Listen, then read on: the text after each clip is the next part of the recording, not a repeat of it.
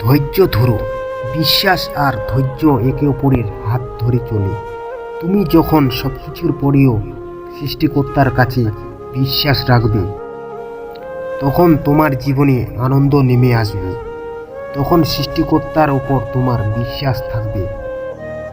তুমি যখন অনেক বেশি ধৈর্য ধারণ করতে পারবে, সৃষ্টিকর্তা তখন অবশ্যই তোমাদেরকে কিছু না কিছু দিয়ে পরীক্ষায় ফেলবে। মাঝে মাঝে তোমাদেরকে বিপদের আতঙ্ক, কষ্ট দিয়ে, সম্পদ হারানোর মধ্য দিয়ে, আর যারা কষ্টের মধ্যেও ধৈর্য নিষ্ঠার সাথে চেষ্টা করে, তাদেরকে সুসংবাদ দাও।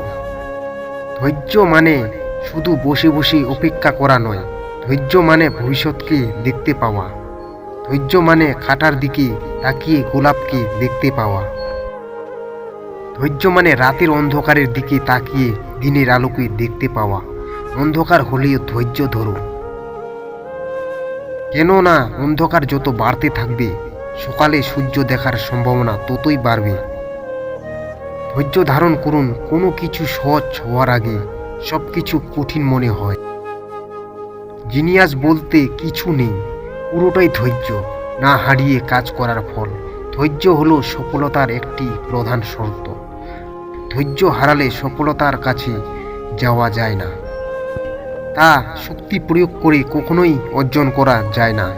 তুমি এক লাফে ছোট থেকে বড় হতে পারবে না। বড় হওয়ার জন্য তোমাকে সময় দিতে হবে। যদি সময় তোমার জন্য মূল্যবান হয়, তবে তুমি শেষ পর্যন্ত ধৈর্য ধরো। ধৈর্যে হেরে যাওয়া মানে জীবন যুদ্ধে হেরে যাওয়া।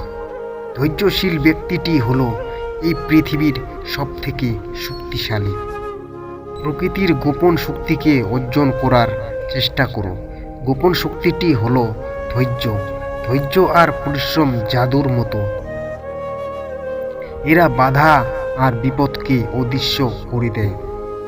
ধৈর্য এমন একটি গাছ, তার সারা গায়ে কাঁটা থাকে, কিন্তু ফল তার অতি সুস্বাদ। ধৈর্যের অভাবের কারণে অনেক বড় বড় সম্ভাবনা ধ্বংস হয়ে যায়।